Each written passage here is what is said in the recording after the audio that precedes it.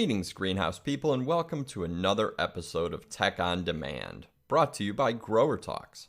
I'm your host, Bill Calkins, and our goal here is to help you grow your best crop ever by sharing cultural and technical information based on discussions with experts around the globe, although sometimes we'll cover other topics in the horticulture realm like nursery and retail. We're joined once again by Aaron Palmateer, Senior Technical Service Representative with Bayer Ornamentals, to talk about building a comprehensive pest and disease management program.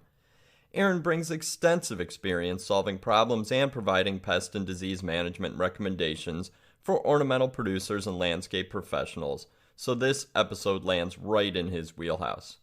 Aaron's a former ornamental specialist at the University of Florida and received his doctorate in plant pathology from Auburn University and his master's and bachelor's degrees in plant and soil science from Southern Illinois University at Carbondale. You'll want to stick around to the end of this podcast to learn about a new resource from Bayer, a Spanish-language Pest Id guide that promises to be a must-have at all greenhouses.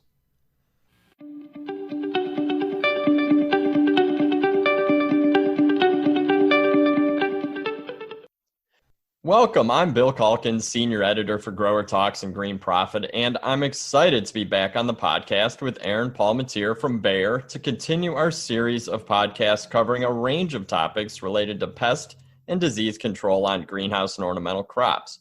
This episode is a pretty nuts and bolts installment. It's all about building a pest and disease management program. That's a big topic for sure, but one that just about every grower of any crop needs to spend time on each season or in preparation for the season. So Aaron, welcome to the podcast.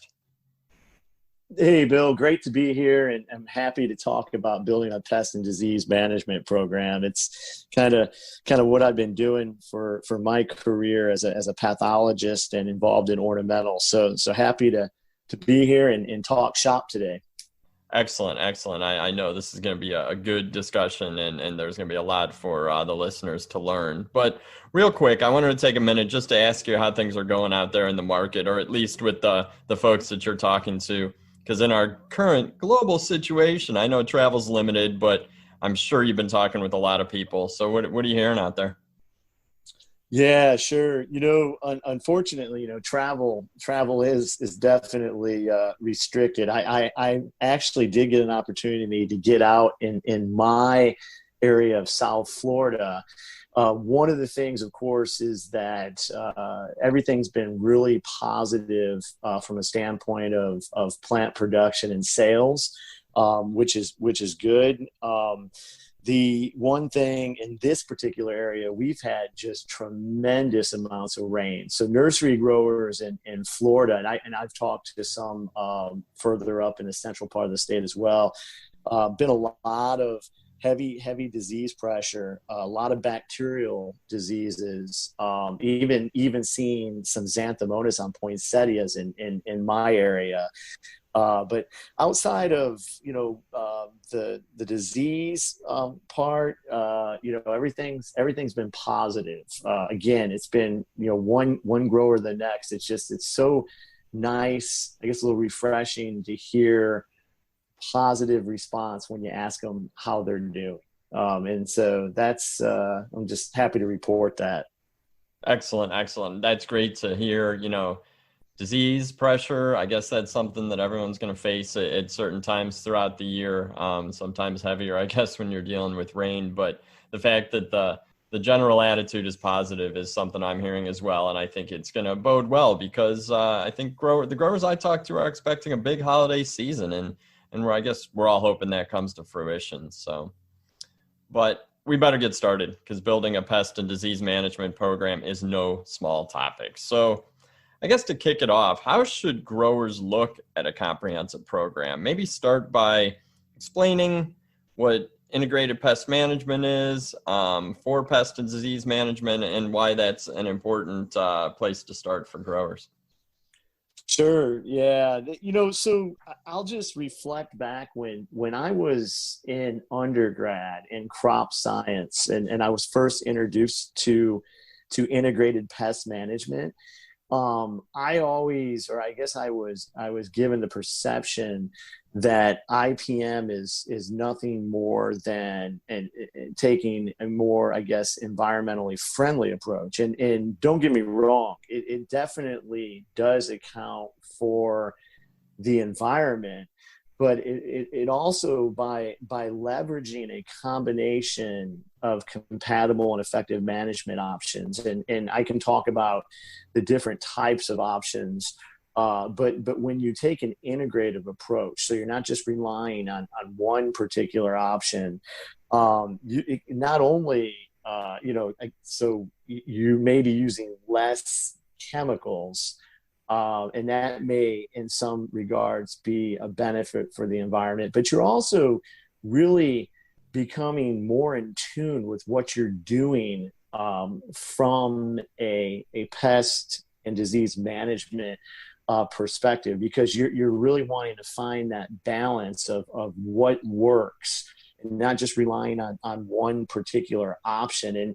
And the whole key, I think, to success when you're taking an integrated approach, it comes down to, of course, it always comes down to dollars. So how to do it and to be cost effective, but then also for sustainability. How do you last long term? And so those are some important factors to consider when putting or taking an integrated approach to pest and disease management.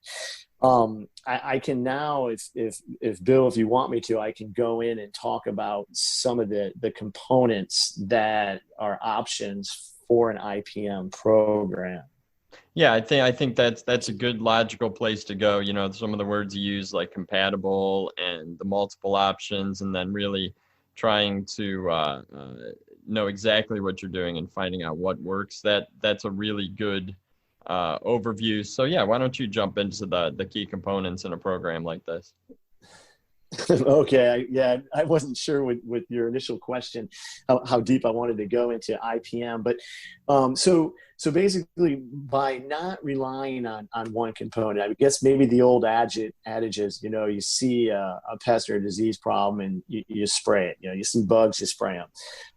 But when it comes to taking an integrated approach, you really have to account for everything from starting, I guess, as a grower, being a horticulturist, all your cultural practices. So that means providing an optimum environment for the plant, making the right adjustments to manage fertility correctly, anything you can do to reduce the cultural stress.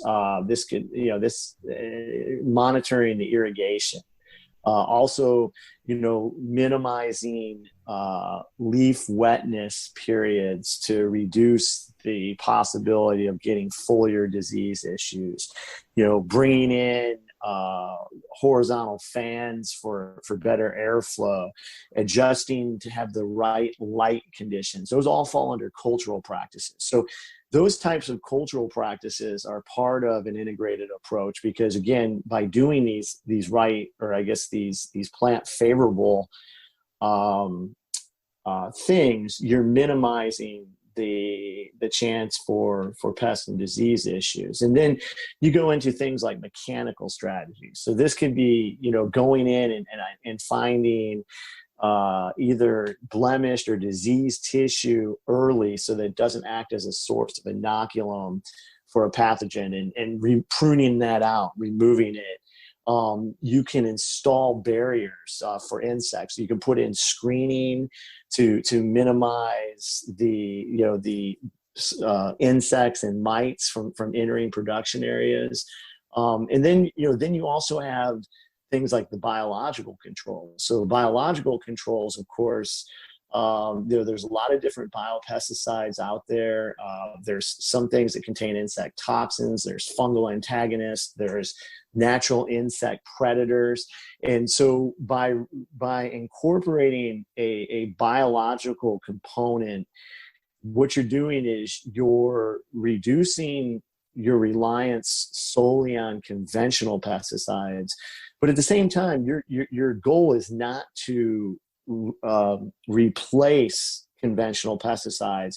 It is to find a balance that works. And so basically, what you're doing is you're looking at compatibility. So a lot of times you have to read through products to see whether there's going to be side effects or the potential for side effects, and then whether they're compatible.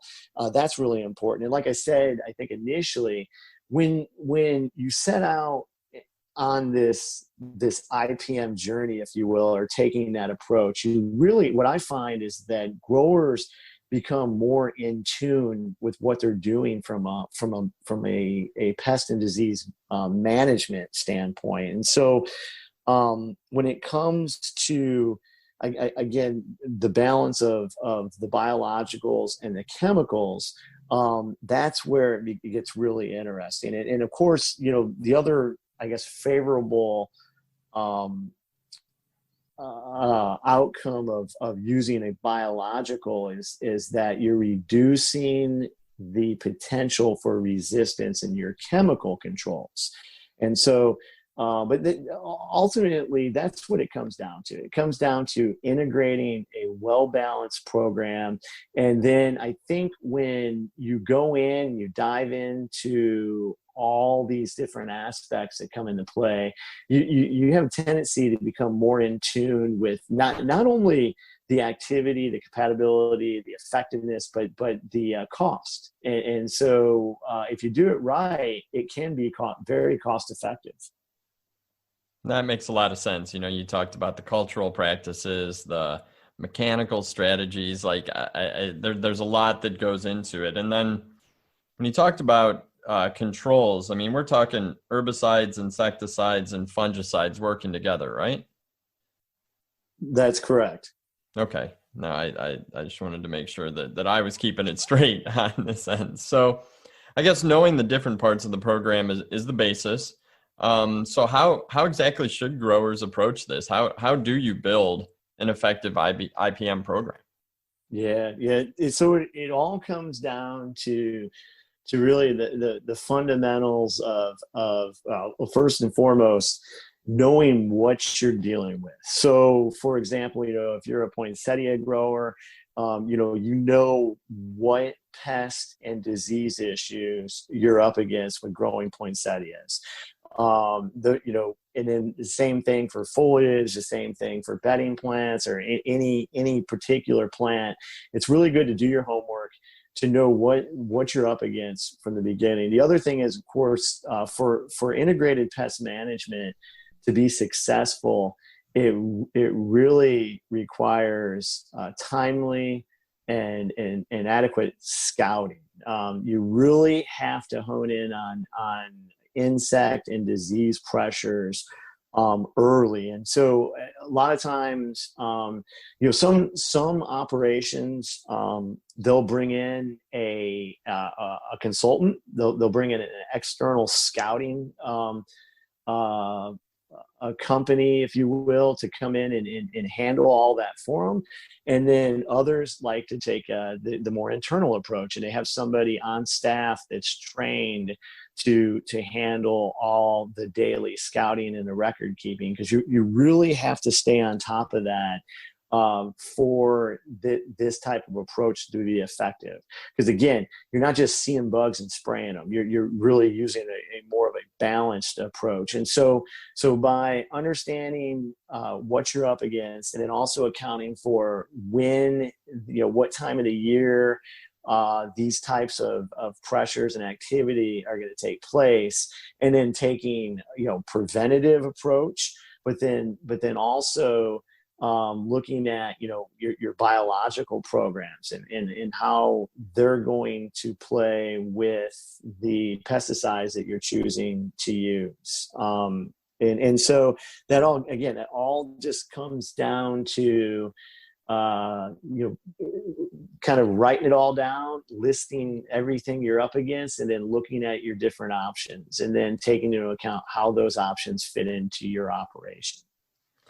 How about keeping a record? Do you advise growers to keep a record from year to year, whether it's on the computer or just even in a notebook? I mean, is it, because I got to believe that would help with the early detection that you're advising. Oh, absolutely. Yeah, that's a great point, Bill. You definitely keep a record, even if you're writing something down on a napkin, when you have a particular, let's say it's a disease outbreak, or you find a new, a new infestation of insects, or whatever it might be.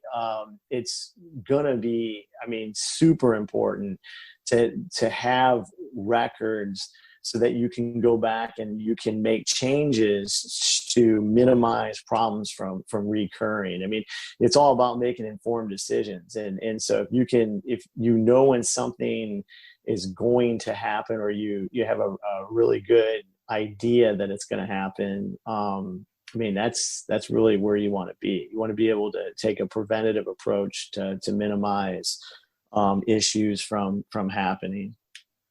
Cool. Well, I think that does a good job of covering the strategy, the overall strategy. But it occurs to me that even your best plans, can go sideways because there's so many variables that growers face day to day in a greenhouse. So, are there any methods or protocols that greenhouse professionals need to employ to minimize the risk of introducing, whether it's unwanted pests or diseases, or even weeds into a production scenario? Yeah, yeah.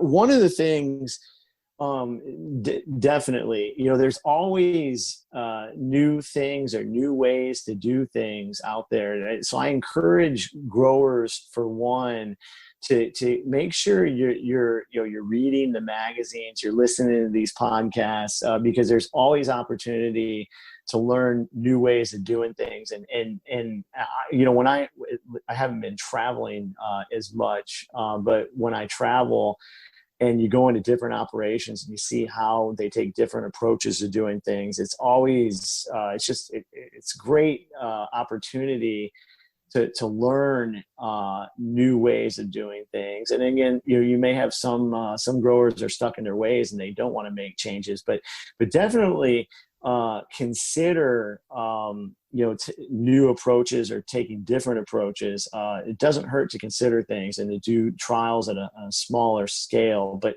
when it comes to methods to minimize the introduction of pests and diseases, first thing is sanitation. And I know it probably people get tired of hearing me talk about sanitation and the importance of identifying problems early on, but it really comes down to maintaining a clean environment. And that can be, following very strict protocols. I mean, I was really impressed. I'll even put a plug out there for Costa Farms. I was visiting one of their locations a couple of weeks ago, and when we went into this production house, I mean, they had the foot bath right at the before you walk in, and then the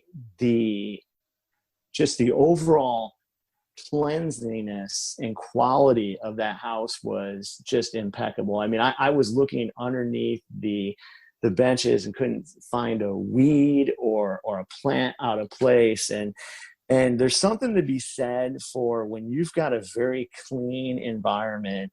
It's going to reflect on the quality of the plants. And so, I mean, it's imperative to do whatever you can to minimize introducing problems, and then to take action fast, because if you just, if you've got a weed issue and you just let that weed issue,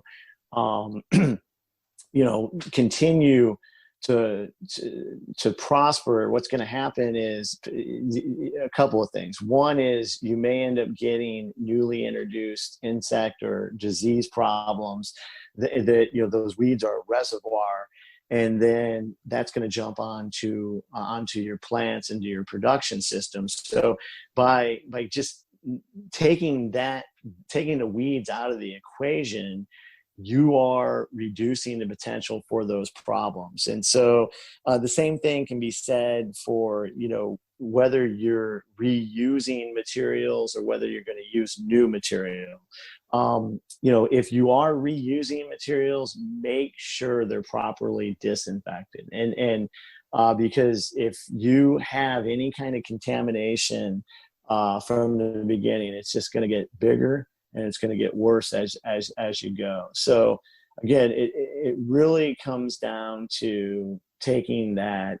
I like to use the analogy of a hospital or a really clean environment, but really taking that type of strict approach to minimizing contamination is just it's gonna pay off in the long run for sure.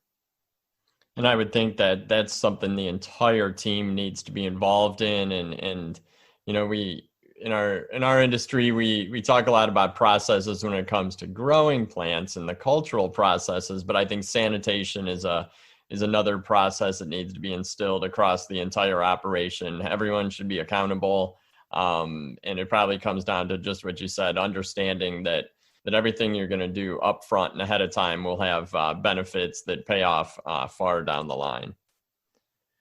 So, absolutely. I think that, you've shared a ton of great information, given us a good overview of what an integrated pest management strategy and program looks like. As we wrap up this episode, what have we missed? Is there anything else growers need to consider when it comes to an integrated plan? I mentioned at the beginning about, how when I first learned about integrated pest management, that it was all about minimizing the impact on the environment. And that's definitely true. And I will just speak to that. If one of the, I guess, positive outcomes besides being more sustainable and also playing into cost savings is the impact on the environment. And the fact that I think growers or even the folks that are involved in plant protection, they're definitely really in tune and taking account for the products that are being used, and then reducing the reliance solely on conventional pesticides definitely would have a positive impact for the environment. And then also I just want to mention that manufacturers like Bayer, they're constantly going after the environmentally safe products or what's considered the Environmental Protection Agency reduced risk products. Like a great example would be like the Altis, their newest insecticide. Not only is it reduced risk, but it's got a high compatibility with beneficial insects. It's also, has the application flexibility. You can apply it anytime during the production cycle. So you don't have to really worry about having an impact on pollinators and such. So having new products like that is definitely also a real positive for growers, and it makes it easier, for using or implementing an IPM program. And that's great. And I love the fact that even a company the size of Bayer is really paying attention to having reduced risk chemicals, and certainly the impacts that products can have on the environment, even outside of the greenhouse, but also within the greenhouse environment. So that's definitely exciting to hear. And I would imagine that that you guys are always in the lab working on more and more products. So it'll be great to see more coming to market in the future. So, Aaron, I really appreciate all your time and sharing these strategies, because growers need to understand that having a solid, comprehensive pest and disease management program is key to producing the quality that their reputation hangs on. And the better quality product going to market, the higher sell-through, which benefits everybody all the way down the line. So, thank you so much for your time today. Hey, great to be here, Bill. And again, it's a great topic, and I hope that the listeners out there are really just taking the initiative to try new things and kind of keep up to speed on what's going on with IPM and other things within the ornamental industry. Absolutely. When you were talking about sanitation, I know that there's the companies in our industry that are involved in the sanitation side are also coming out with new products and new application methods that are showing a lot of positive results. So yeah, I mean, like Aaron says, keep your eyes open, keep reading magazines like Grower Talks and watching the videos, and when we can all get out and start attending some events and some in-person trade shows, it's going to be exciting to see what's coming to market. So, and until next time, I'm Bill Calkins with Grower Talks and Green Profit, and on behalf of Aaron Palmateer at Bayer, I definitely want to wish everyone out there a fantastic spring production season. We will catch you next time.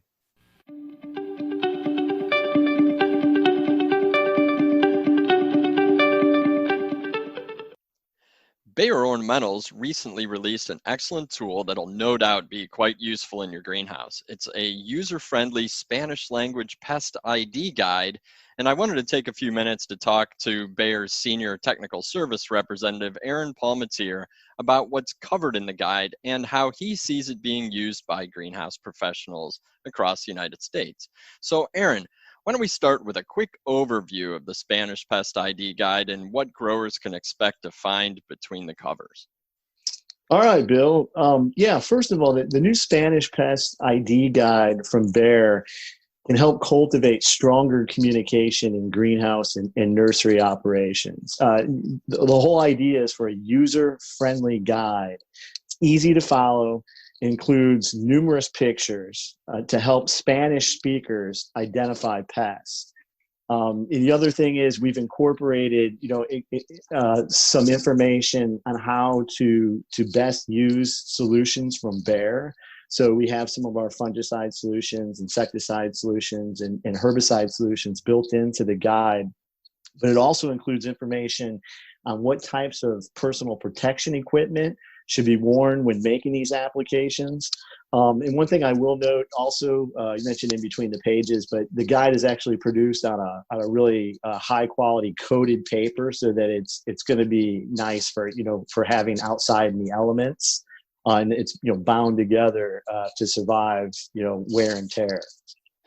Excellent. That's definitely always an issue when you're working in a greenhouse environment, and that's really cool that it includes all the photos that folks are going to need to ID these pests. So I think that gives the listeners a pretty good overview. So one of my questions is, why did Bayer decide to develop a Spanish language pest ID guide? Because you guys are known for all of your resources. So why'd you guys decide to launch this Spanish language guide to supplement all these resources? Sure. So one, the ability to quickly identify and treat pests is an important part of what we do in ornamentals for healthy plants. And so it's even easier if you have a guide that speaks the language of some of the workers that are in your facility. And so, that's why Bayer developed a new ID guide specifically for Spanish speaking growers and laborers. And again, this guide is not like real advanced. This is very, I like to say fundamental. But the key is easy to use. The guide helps bridge communication gaps to ensure everyone knows how to properly identify pests, and then of course use our products properly and safely. At Bayer, we want to continue expanding diversity and inclusion and bringing people together. So I think the new Spanish guide does that. Yeah. That's awesome. And, it is really, like you said, all about communication and bridging those communication gaps. So I think that that's a really important point. The fact that it talks about helping quickly identify, and I know that's one of the things you always mention is that diagnosis and how critical that is. So that's great, and this is going to be a really useful resource. If listeners want to order a copy or multiple copies, how are they going to access this guide? Sure. So it's going to be available, and it's going to be sometime in the beginning of July, and they'll be able to go on to the Bear website, and it's really simple. It's just es.bayer BAYER.us, and then if you do / Spanish pest identification guide, that's a link that will bring you right to a web page to access to order the guides. And go ahead. I was going to say that's great. We will actually put a link to that in the show notes so that folks can quickly click on that link. So that would be July 2020 availability. And yeah, so all you need to do is look in the show notes of this podcast, and you'll see a quick link to access this guide. So Excellent. I appreciate that, Aaron. I definitely think growers are going to appreciate the effort that Bayer put into this, and it's going to be a useful resource really for greenhouses of any shape and size that has a Spanish-speaking workforce. This is going to be a great tool to have in the toolbox. So I appreciate you letting us all know about that.